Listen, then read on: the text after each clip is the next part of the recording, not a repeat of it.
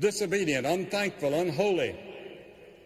And anyone who believes in high morality today is laughed at. Jeremiah said that they had forgotten how to blush. And there's a lot of truth in that. Now, God warned Sodom. He sent some angels to Abraham to tell Abraham what he was going to do. He was going to destroy Sodom and Gomorrah with fire and brimstone. And Abraham said, "Wait a minute, Lord. If I would find some real believers in Sodom, if I found 50 righteous men, would you spare it?" And God said yes. He couldn't find 50. So he said to the Lord, "All right, Lord, what about if I found 40? Then after a while he said 30, then 20. Finally he said, "If I find 10, Lord, would you spare them?" And God said, "Yes, if you find 10 righteous people in Sodom, I'll spare Sodom." But he couldn't find them. And that is a lesson to us, the importance of a dedicated minority. A minority of people who believe and who live it. Except the Lord of hosts had left unto us a small remnant, we should have been as Sodom, and we should have been like unto Gomorrah, says Isaiah 1:9.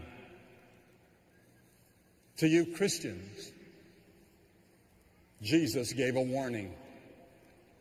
He said, "Remember Lot's wife? The angels told you not to look back. If you did look back, you'd be turned to a pillar of salt." Well, she did look back.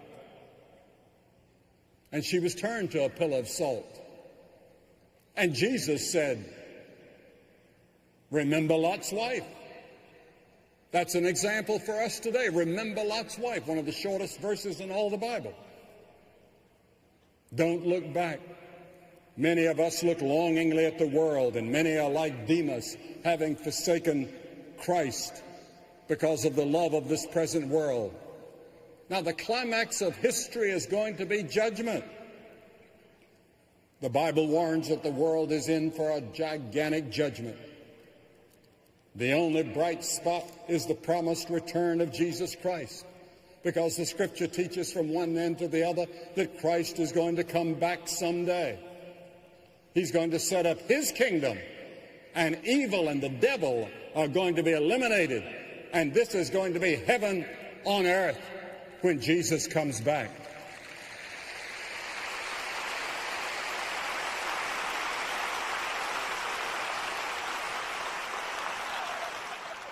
You see, Jesus Christ loved us so much that he went to the cross and died for us.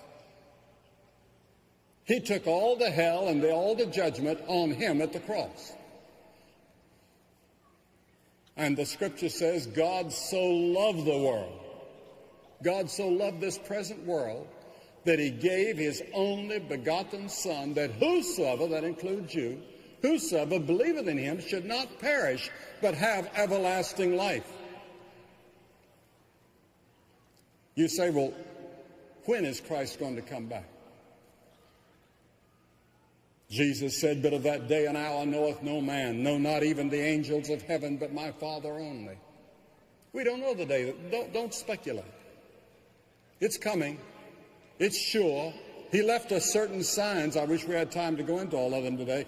I believe that every one of those signs is being fulfilled right now, and Christ could come back at any time. For